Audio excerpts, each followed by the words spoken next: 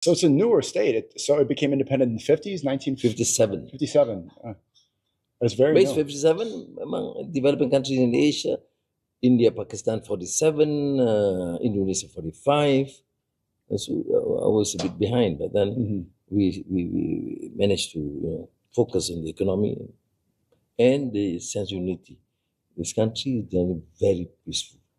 Yeah, it seems like it. Yeah, despite the fact that we have a large number of ethnic Chinese, ethnic Indians, it's great. It gets along. What's the secret to the success? How do you keep the peace in Malaysia? I think we have to preach tolerance and allow them to practice their own religion. You can see churches all over, Hindu temples all over. We do allow them, but then Islam is the official religion in the country. But there's no Sharia in Malaysia? No, I mean, of course, Sharia in a limited sense for Muslims, yes.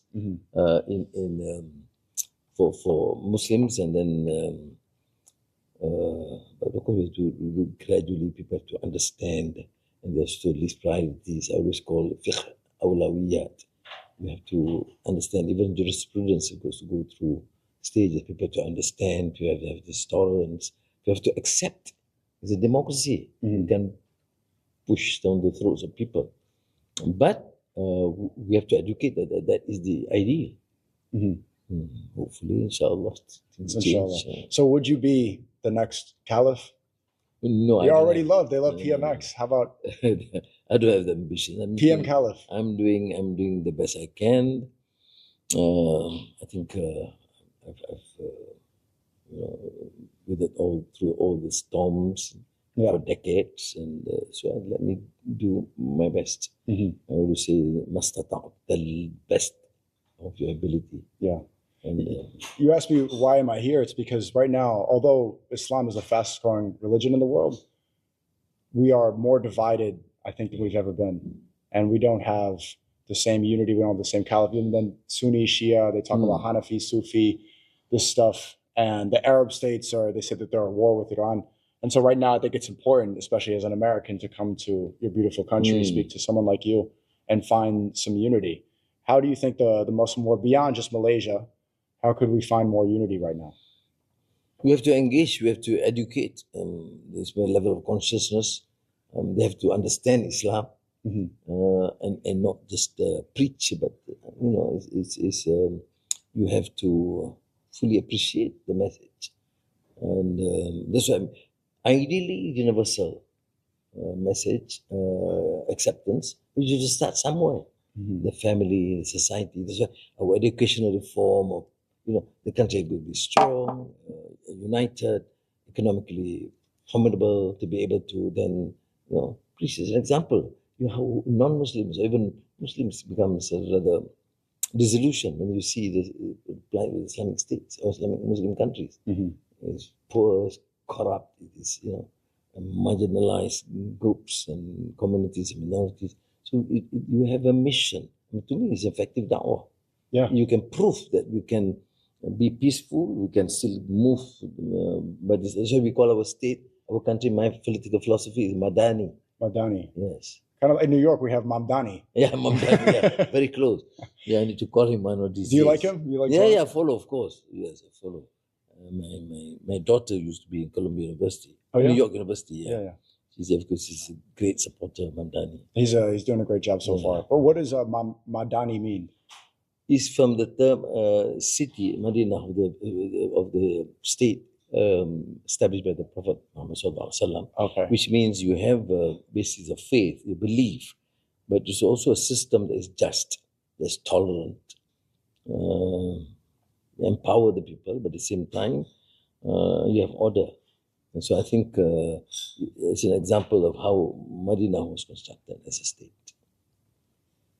And in the unity, you said that you allow Hindu temples and you allow others to. So, is there any protests? Is there? Oh, there are, of course. There are. It's a democracy. You set up a mosque near the vicinity of a Hindu temple. There will be protests, and there's a. So, but we say there must be order. You follow rules. If there is a large Hindu community in that area, you must accept. If there's a large Muslim community, and of course, the vast majority are Muslims, over 65, 64% are Muslims. So naturally, you have more mosques. But the Hindus must be allowed to practice their own religion. Churches too. It's mushrooming elsewhere. Among the Christians, they want to set up. And in the provinces where the Christians are there, slightly much more, say 50%, we have to accommodate. There will never be satisfaction. There will be always protests. But you have to accept that fact. And not easy, I tell you. Easier said than done. Well, it looks great so far. And I've also heard that you met Ayatollah Khamenei before he was assassinated. Yes. And I think there's a lot of misunderstandings about him, especially in my country, in America. They love to say that he's an evil person and he's assassinating people. What was he like? Well, no, and also the other Iranian leaders. Of course, I've been there, but a long time ago. After Khomeini took over, and I was one of the earliest in the delegation. The grandfather. The Khomeini, Imam Khomeini, the original leader. I mean, the original Ayatollah. Ayatollah. Yeah. I met him. We were in a delegation long before I joined the government, and then I met again. Successful leader. Well, we don't necessarily agree with everything they say or they do. Well, nobody does. So, but I think they should be given a chance. You have to give credit in terms of level of education, economic development, level of technology. Yeah, you have seen in the recent time, it shocked everybody. I'm not surprised. You have seen from places like Qom, Isfahan, Tehran, those days. And I can understand their focus on education, research, and science. They have a really high education scores, and the amount of young girls that graduate in science in Iran is extremely high. Yeah. How was it in Malaysia? But we are focusing, and I'm glad to say that we're doing much more, but there's room for improvement. Yeah. Well, I don't know. For some reason, I had the perception in America that Malaysia, they were saying, "Oh, Sika's going to a third world country." Yeah. And you see, it's absolutely beautiful. Yeah. Why do I have that misunderstanding? Well, there's the American mindset is very condescending. No, it's true. You're right. I used to teach at Georgetown. Oh yeah. For some years. Yeah. What did you teach? Governance and also, and then part of it is Islam in Southeast Asia, just to get the American students to understand the difference. But I moved to almost all the universities in the States, all the universities in the few years. And but there's general perception, there's ignorance of the other, you see. And I remember it's not only you, because when President Trump came, I had to host him. You hosted Trump here? Yes, and drove with him in the Beast from the airport to the city. It's 40 minutes. Yeah. And he was surprised. So it's beautiful roads.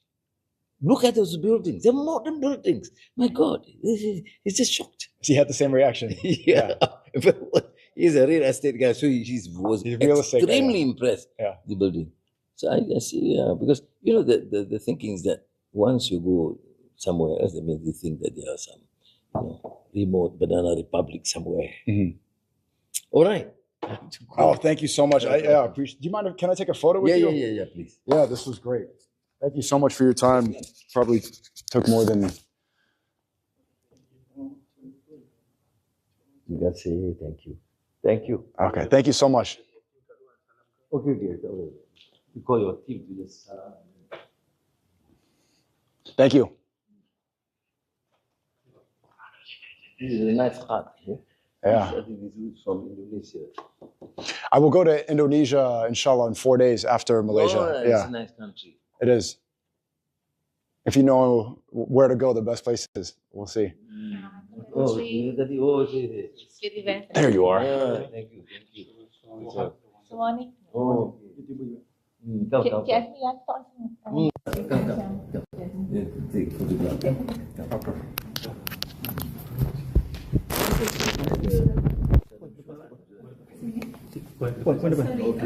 Sorry, masih banyak. Okay, 1, 2, 3. 1, 2, 3. Okay.